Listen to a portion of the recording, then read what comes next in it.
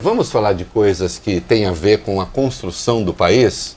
O que presta e o que não presta no que tem a ver com a construção do país. Vamos lá, o pacote do governo. Reinaldo, o governo apresentou hoje o Plano Mais Brasil, um pacote de medidas para reduzir gastos e arrumar as contas públicas. São 3 PECs, propostas de emenda à Constituição, que têm como objetivo dar maior flexibilidade ao orçamento, elevar os repasses de recursos a estados e municípios e revisar cerca de 280 fundos públicos. Aprovadas, segundo o ministro Paulo Guedes, as propostas poderão contribuir tanto para a melhoria das contas públicas como para a ampliação dos investimentos no país.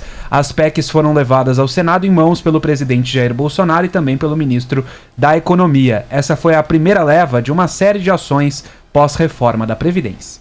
Muito bem. Olha, nós vamos falar agora, presta atenção aqui, de medida a medida. O que presta, o que não presta, os problemas que pode haver.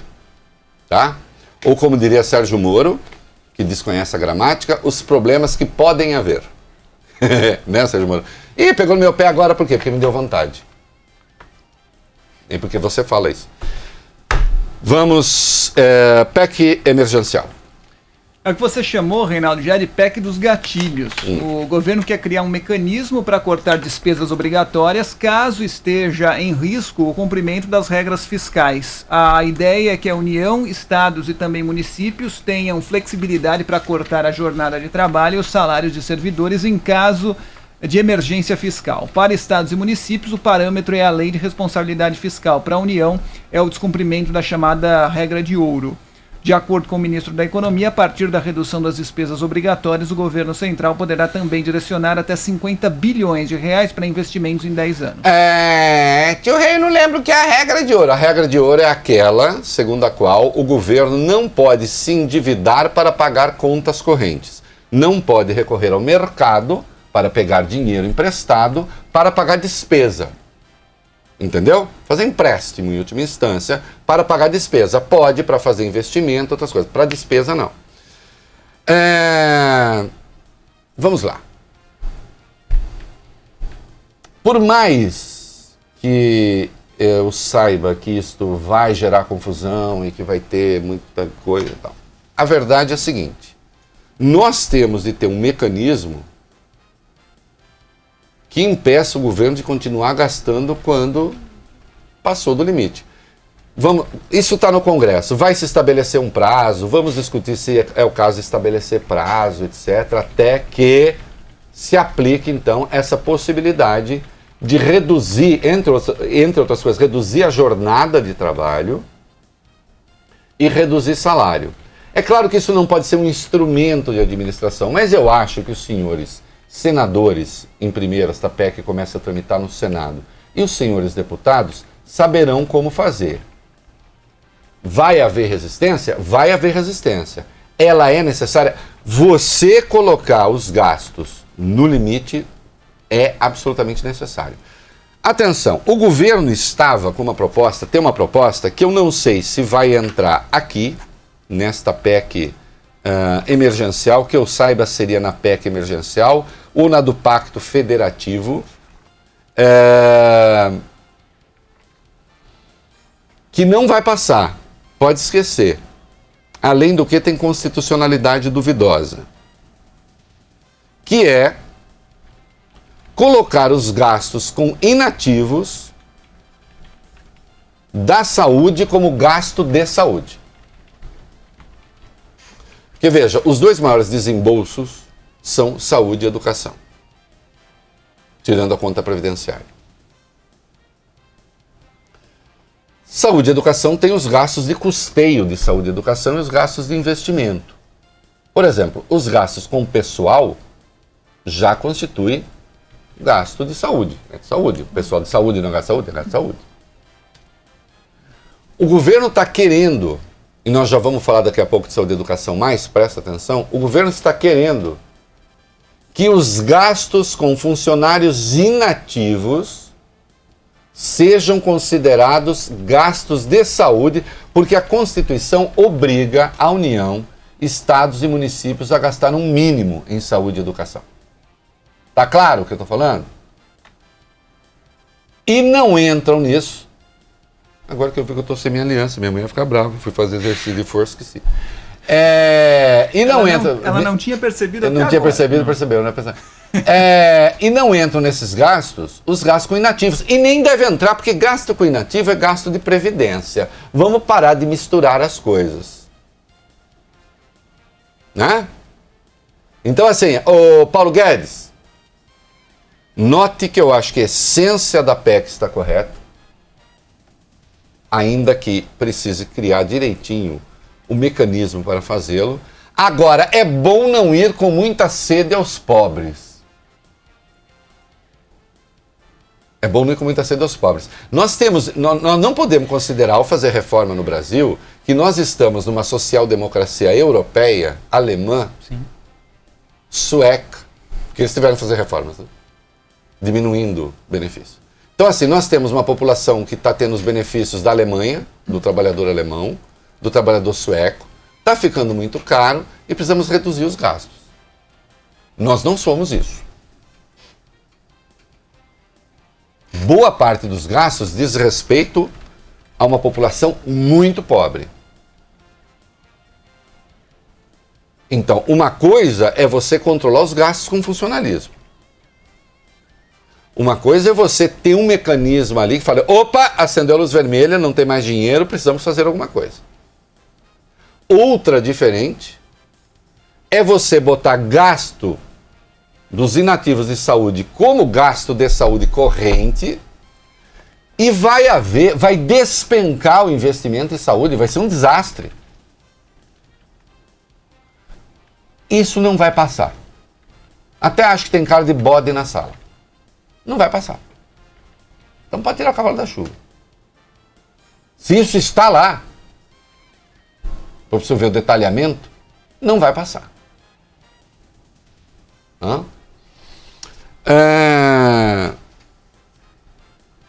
Sem contar que isso é quase como dar uma plataforma para aqueles que se opõem ao governo Bolsonaro, né? Porque hoje, se os miseráveis já ficam fazendo aquelas filas que lembram, enfim, situações que nem a Idade Média conheceu no campo da saúde, o que dizer se você cortar drasticamente o investimento em saúde? Não passa. Então tira de lá. Ou não tira, manda, não vai passar. Outra medida correta, PEC dos fundos, vamos lá. O governo quer usar bilhões de reais que hoje estão parados sem destinação nos fundos públicos. O ministro Paulo Guedes afirmou que são 220 bilhões de reais que serão utilizados para abater os juros da dívida pública, estimada em 5 trilhões e 500 bilhões de reais. O projeto prevê ainda a extinção da maioria desses fundos após a análise do Congresso Nacional. Olha aqui, 5,5 trilhões de dívida pública, 79% do PIB, um escândalo. E nós temos coisa da ordem de 220, na verdade, todos os fundos, 280 bilhões. Parece que 220 bilhões são de fundos que realmente estão parados. Fundo de universalização das telecomunicações, está lá, não está servindo para nada.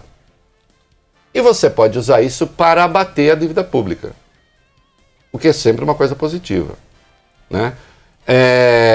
Na proposta original, que eu não vi no detalhe, o governo ia excluir os fundos de desenvolvimento do Centro-Oeste, do Norte e do Nordeste, parece que excluiu, e também aqueles voltados para a saúde e educação. Então vamos usar o dinheiro em vez de ele ficar lá parado.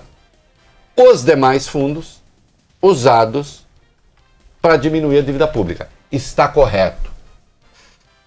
Está correto. Tem de ser feito.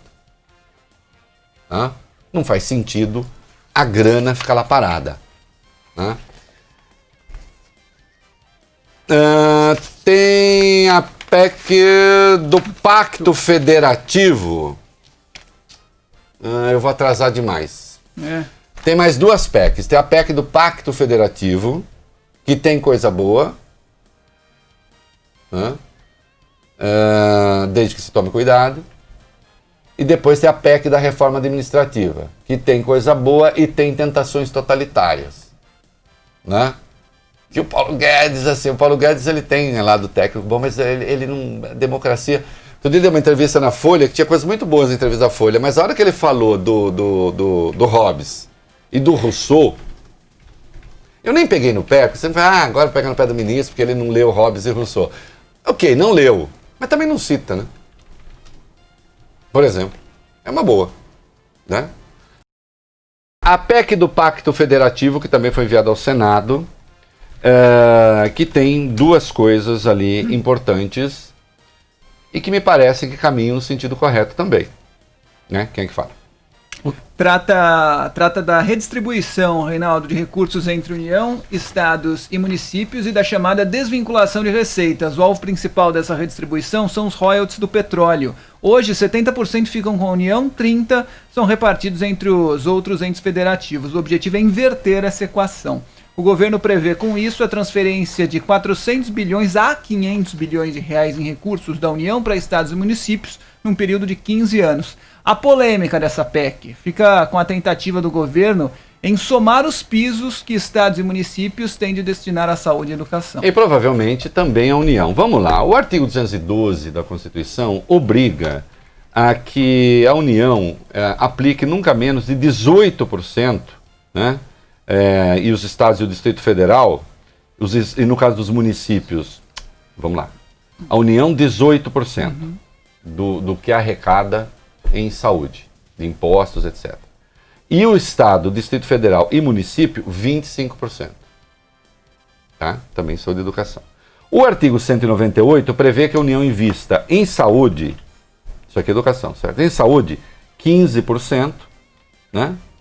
E os estados são obrigados a gastar na área 12% da receita. E os municípios 15%. Então vamos lá. De novo. Educação. União 18%. Estados, Distrito Federal e municípios 25%. Saúde. A União invista 15% e os estados são obrigados a gastar 12% e os municípios 15%. São pisos constitucionais. A proposta está falando o seguinte, vamos juntar esses pisos, esses valores, e cada ente federativo diz o seguinte, bom, eu estou aqui numa cidade, a educação está muito bem, mas a saúde está uma porcaria. Então eu vou pegar, em vez de investir mais em saúde, invisto mais em educação. Ou o contrário, eu vou ter como manejar isso. Notem o seguinte, se isso não implicar uma redução dos gastos de custeio e investimento em saúde e educação, eu acho a medida boa. Sim. Por que eu sou obrigado? Eu estou em 2 córregos, vou dar o exemplo da minha cidade. Não estou dizendo que seja o caso, estou falando em tese. Eu estou em 2 córregos. Eu tenho aqui o desembolso obrigatório com saúde e o desembolso obrigatório com educação. A minha educação está indo muito bem, mas eu vou ter que, ou eu aplico, ou eu vou sofrer punição. A minha saúde está muito mal, eu não posso aumentar o gasto que eu também não tenho. Então poder fazer esse trânsito entre os dois, me parece até uma medida de bom senso. Também está correto. Né? Desde que naquela outra PEC não se tente fazer aquilo de que eu já tratei aqui, que é botar gasto com inativo como mínimo constitucional de gasto, saúde e educação. Se fizer isso, você quebra as duas áreas, que já estão longe de ser exemplares. Né? O governo também quer fundir municípios, isso eu acho que está nessa do Pacto Federativo, municípios com menos de 5 mil habitantes, ou até 5 mil habitantes. Eu entendo que isso necessariamente terá de passar por plebiscito, mas acho que também faz sentido. E se não fizer, que as excepcionalidades sejam devidamente estabelecidas. Por exemplo, são municípios muito distantes e a distância implicará que não haverá contato possível entre esses dois municípios. Agora, nós temos hoje situações que chegam a ser ridículas, de municípios que são vizinhos praticamente tem uma estradinha de nada vicinal separando o município do outro, com 5 mil habitantes, e são cidades independentes, com estruturas independentes, com custos independentes. Em que há normalmente uma delegacia para atender os dois. Isso, exatamente. Um hospital para atender. Né? Não, tem cidade sem hospital, sem delegacia, Sim. sem cemitério. Parece. Estou falando, enfim, não estou dizendo que seja o caso, tá? Estou citando um exemplo. Mas você pega Minas, que tem uma população bem menor do que São Paulo, Minas tem mais de 800 municípios. São Paulo tem 550 e poucos. Acho que não chegou a 600. Minas tem 800 e cacetada. Né? Então, obviamente, me parece uma medida correta. Agora, o Paulo Guedes veio com um negócio aí, né? Que é o seguinte. Aliás, eu me antecipei aqui. O Paulo Guedes veio com um negócio aí que é o seguinte. Fala, é o Vale Bene ou é Sim, alguém? sou eu. Então, Ministro da Economia afirmou que a proposta de reforma administrativa que o governo vai apresentar vai tentar impedir que servidores públicos com militância política tenham estabilidade no emprego. Em coletiva de imprensa hoje no Ministério da Economia, ele disse: se tem filiação partidária, não é servidor, é militante. Pode ser militante, mas não pode ter estabilidade. Ô Paulo Guedes, outra coisa que também está na reforma, que eu também acho que está correto, o governo quer pegar a estabilidade do funcionalismo. Hoje, o sujeito fica no estágio probatório de 3 anos e depois se torna estágio. O governo quer dar esse estágio probatório de 3 anos, mais 7 para avaliar, e só então haveria estabilidade. Me parece correto também, me parece que isso pode levar a um choque de produtividade no governo, embora não seja fácil de aprovar. A reforma da Previdência se tornou um consenso, praticamente no país, com raras exceções. Não é? Ela atinge fundamentalmente os novos servidores, os servidores antigos têm as regras de transição, mas não é nada muito grave. Isso aqui atinge os atuais servidores. Já. Né? Então, não é fácil de aprovar, é preciso ter as devidas defesas para que governantes não usem a massa de servidores para fazer política, demitir, contratar. Agora, o sentido está correto também. Agora, veja uma coisa. Essa história do Paulo Guedes... O Paulo Guedes, assim, de novo, não sei se é bode na sala. Isso é tão inconstitucional, tão inconstitucional, tão inconstitucional, que é a velha história, nem errado consegue ser. O sujeito, quando vira servidor, ele não abre mão da sua condição de cidadão. O que ele não pode, obviamente, é fazer militância política dentro do órgão público. Mas isso já não pode hoje. Se não estão aplicando a lei, é outra coisa. Agora, proibir alguém de ter uma filiação partidária, proibir alguém de ter uma militância, não faz o menor sentido. Eu, por exemplo, gostaria, aí sim, de funcionários qualificados, de proibir procurador de fazer militância em Twitter. Aí sim, né? E outra coisa que o governo pretende fazer também é acabar com as férias de 60 dias de juízes e do Ministério Público. Vem gritaria. O Augusto Aras, por exemplo, já disse que ele é contra. Sim. Porque ele falou que os procuradores trabalham demais, é um volume de trabalho insuportável. Desumano. Olha, Augusto Aras, se o senhor quiser, nós vamos junto até uma pedreira. Uma carvoaria. O senhor conheceu que é serviço desumano. Ah, e se tem processos demais e não sei o que e tal, então o senhor proponha, por favor, outra coisa. Né? E o ministro Augusto Heleno estava ausente porque ele andou falando coisas, né? Inclusive sobre o Congresso, que ele disse que nada anda no Congresso. Está aí, general, eu censurei o senhor por isso. Agora, com todas essas PECs, né? Só lembrando que a PEC da reforma administrativa ela começa a tramitar na Câmara, as outras 3 começam a tramitar no Senado. E o Jair Bolsonaro, ele é um homem bem-humorado, né? Ele teve um discurso ali de saudação muito simpático, mesmo do Davi Alcolumbre, que está se mostrando um político excelente, diga-se de passagem. Você o criticou na disputa com o Renan Calheiros porque não gostou dos métodos. É verdade. Quando eu não gosto, eu critico. Quando eu gosto, eu elogio. Eu sou uma pessoa estranha assim. Fez um discurso, olha aqui, o senhor volta para sua casa original, que é o Congresso e tal. né? E aí o Bolsonaro respondeu o que para ele? Falou, não deseja a minha cadeira, ela é de kryptonita. E no momento da brincadeira, o Alcolumbre falava sobre essa biografia, falou, o senhor tem 28 anos de parlamento, 10 meses só de executivo. Os Bolsonaro no Congresso, parecendo aquela música uma música da Ana Carolina, né? Que é uma versão italiana. Sim. Que ele... Collect Coin. Eu e você não é assim tão complicado, não é difícil perceber. Quem de nós dois vai dizer que é impossível o amor acontecer? Se eu disser isso é PSL, já não sinto nada aí, PSL, porque vai ter dificuldade no PSL. Que a estrada sem você é mais segura. Sei você vai rir da minha cara.